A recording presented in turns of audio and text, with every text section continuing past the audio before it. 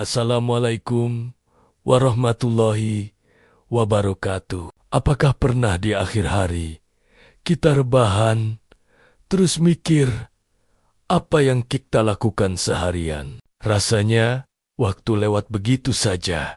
Tidak ada yang benar-benar berkesan atau bermanfaat. Jadi, apa sebenarnya perbuatan sia-sia itu? Sederhananya, perbuatan sia-sia adalah segala aktivitas yang enggak membawa manfaat, baik untuk dunia kita maupun untuk akhirat kita nanti. Tidak ada nilai tambahnya, tidak membuat kita lebih baik, lebih pintar, atau lebih dekat dengan Tuhan.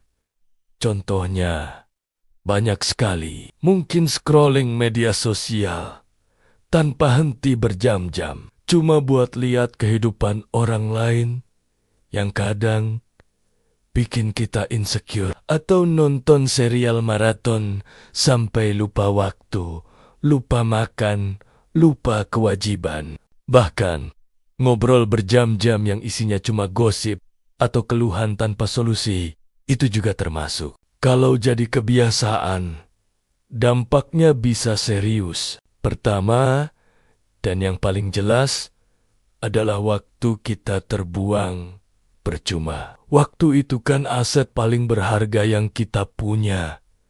Setiap detik yang lewat nggak akan bisa kembali lagi. Kedua, produktivitas kita menurun. Ketika pikiran dan energi kita terkuras untuk hal sia-sia, kita jadi nggak punya tenaga lagi untuk mengerjakan hal-hal penting. Tugas-tugas jadi terbengkalai.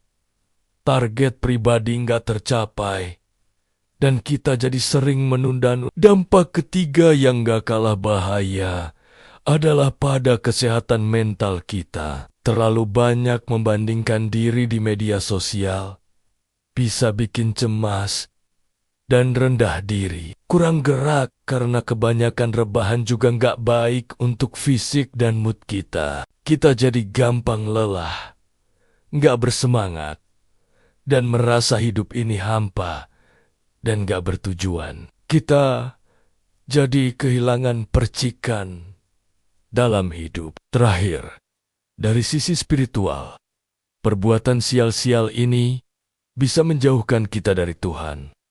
Hati kita jadi lalai untuk mengingatnya. Waktu untuk ibadah, untuk merenung, untuk bersyukur, jadi tergantikan dengan aktivitas yang melenakan. Padahal, ketenangan sejati itu datangnya dari hati yang terhubung dengan Sang Pencipta. Pertanyaannya sekarang, bagaimana cara keluarnya? Bagaimana cara kita meninggalkan kebiasaan sia-sia ini? Langkah pertama dan paling fundamental adalah niat dan kesadaran. Kita harus benar-benar sadar bahwa apa yang kita lakukan itu merugikan, dan kita harus punya niat yang kuat untuk berubah. Tanyakan pada diri sendiri, apakah kegiatan ini membuatku menjadi pribadi yang lebih baik? Apakah ini bermanfaat untuk masa depanku? Jujurlah pada diri sendiri. Kesadaran ini adalah fondasi dari semua perubahan. Kedua, identifikasi pemicunya. Apa sih yang biasanya memicu kita melakukan hal sia-sia? Apakah rasa bosan, stres karena pekerjaan, atau mungkin karena lingkungan pertemanan yang kurang mendukung? Kalau kita sudah tahu pemicunya, kita bisa mulai mencari solusinya. Misalnya, kalau pemicunya bosan, coba siapkan daftar kegiatan alternatif yang lebih positif. Kalau pemicunya stres, cari cara sehat untuk mengelola stres, seperti olahraga ringan atau meditasi. Ketiga, buat batasan yang jelas. Teknologi itu pisau bermata dua. Kalau kita tidak bisa mengontrolnya, kita yang akan dikontrol. Tentukan jadwal. Misalnya, saya hanya akan buka media sosial 30 menit di pagi hari dan 30 menit di malam hari. Di luar jam itu, nonaktifkan notifikasinya. Awalnya pasti susah dan terasa gatal, tapi paksakan diri.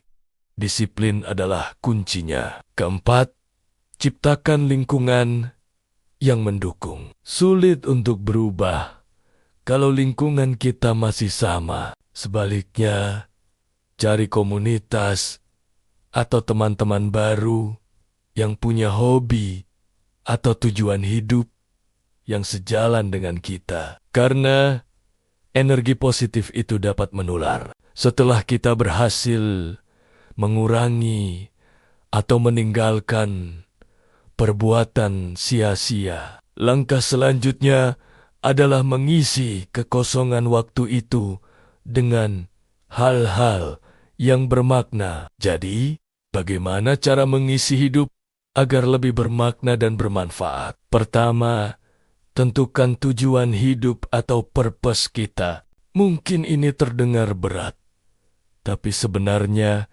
bisa dimulai dari hal-hal kecil. Apa yang ingin kita capai dalam hidup? Apa passion kita? Apa yang membuat kita merasa hidup? Mungkin kita ingin jadi ahli di suatu bidang, ingin memulai bisnis sendiri, atau mungkin sesederhana ingin jadi orang yang lebih sabar dan penyayang bagi keluarga. Kedua, investasikan waktu untuk pengembangan diri.